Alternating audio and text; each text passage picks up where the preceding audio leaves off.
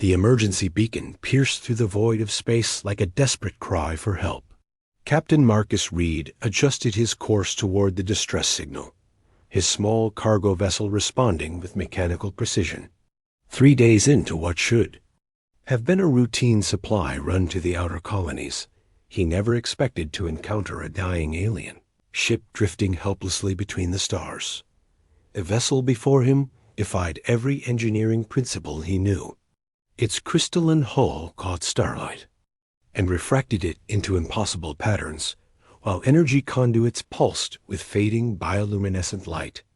Through his scanner, Marcus detected multiple life forms aboard, their signatures unlike anything in human databases. His communications officer, Lieutenant Kane, looked up from her console with concern etched across her face. "Captain, we're receiving a transmission. It's heavily encrypted, but I managed a partial translation." The message that filtered through was fragmented but urgent. A member of their royal family lay dying from some kind of systemic failure. Their medical technology couldn't synthesize the specific compounds needed for treatment. They were seeking any compatible biological material that might stabilize their princess until they could reach proper medical facilities. Marcus stared at the alien ship, weighing the implications. First contact protocols demanded he report to Earth Command immediately. But protocols didn't account for someone dying while he waited for bureaucratic approval. He made his decision in that moment, one that would ripple across 2 civilizations. "Prepare the shuttle," he ordered. "We're going aboard." The alien ship's interior resembled a living organism more than a spacecraft. Walls curved organically, and the air hummed with an energy that made his skin tingle. The crew that greeted them moved with fluid grace, their elongated limbs and silver-blue skin marking them as the Vellani, a species humanity had only heard rumors about from deep space traders. Their leader, Commander Lyra, guided Marcus through corridors that seemed to shift and adapt around them.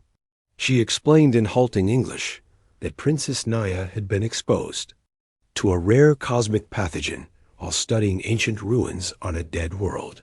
The infection was consuming her from within, breaking down her cellular structure faster than their regenerative technology could repair it. In the medical bay, Marcus saw her for the first time. Princess Naya lay suspended in a healing cocoon, her skin pale as moonlight and pulsing with dark veins that spread like spider webs. Monitoring devices registered her declining vital signs with soft, mournful tones. The Vellani physician doctor, Kale, examined Marcus with instruments that projected holographic readings. "Your blood chemistry contains elements we lack," he explained through a translation device. "Iron-based compounds that might neutralize the pathogen. But the procedure is dangerous for both species. We have never attempted cross-species transfusion." Marcus rolled up his sleeve without hesitation. "Then we'll make history together." The process took hours. Vellani technology carefully filtered and modified his blood, adapting it to Naya's alien physiology. Marcus watched the princess's monitors as his life force literally flowed into her. Gradually, the dark veins began to fade, and her skin regained its natural luminescence. When Naya's eyes finally opened 3 days later, they held depths that seemed to contain entire galaxies. She spoke in her musical language, and Commander Lyra translated with obvious emotion. "She says she can feel your essence within her. In our culture, this creates a bond deeper than family." Marcus thought that would be the end of it. He had saved a life, made peaceful contact with a new species, and could return home knowing he had done the right thing. But the Vellani had different plans. News of the incident spread through their vast interstellar network with unprecedented speed. Within weeks, Vellani ships began appearing near human colonies, not as invaders, but as grateful visitors bearing gifts of advanced technology. They shared medical knowledge that eliminated dozens of human diseases overnight, agricultural techniques, that could feed entire worlds bloomed in previously barren soil. The princess herself arrived at Earth 6 months later, accompanied by a diplomatic fleet that made humanity's greatest achievements look primitive by comparison. She sought out Marcus personally, presenting him with a crystalline device that translated not just words, but emotions and intentions between species. "Your blood runs in my veins," she told him through the device, her voice carrying harmonics that resonated in his bones. "By your laws, this makes you my family. By our laws, this makes you royalty among our people." The political implications exploded across human space. Earth's government suddenly found itself negotiating not just with an alien species, but with one that considered a simple cargo captain to be nobility. Trade agreements that should have taken decades were signed in months.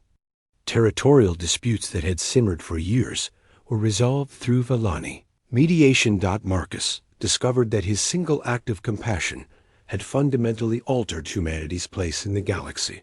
The Vellani introduced humans to the Galactic Consortium, a vast alliance of civilizations that had existed for millennia. But they did so as sponsors, not conquerors, elevating humanity's status from unknown newcomers to honored members. Princess Naya established a permanent embassy on Earth, housed in a living ship that grew from seeds she planted in the Pacific Ocean. The structure served as both diplomatic headquarters and research facility, where human and Vellani scientists worked together to unlock the secrets of the universe. The most profound changes came in medicine. The successful blood transfusion had proven that life throughout the galaxy shared common fundamental principles. This discovery led to breakthrough treatments that extended human lifespan and enhanced natural healing abilities. Children born after the convergence, as historians named it, showed increased intelligence and intuitive understanding of alien technologies. Marcus often stood on his ship's observation deck, watching Vellani vessels move like graceful dancers among human freighters and military ships. The sight never failed to amaze him. He had expected gratitude, perhaps a medal or official recognition. Instead, his simple act of donating blood had woven humanity into the fabric of galactic civilization. The princess visited him regularly, bringing reports of how their shared blood had created unexpected developments. Her immune system had adapted human resilience while retaining Vellani longevity. Medical researchers studied this fusion eagerly, seeing possibilities for enhanced evolution in both species. As Marcus reflected on the transformation of human society, he realized that the most surprising aftermath wasn't the technology or political changes.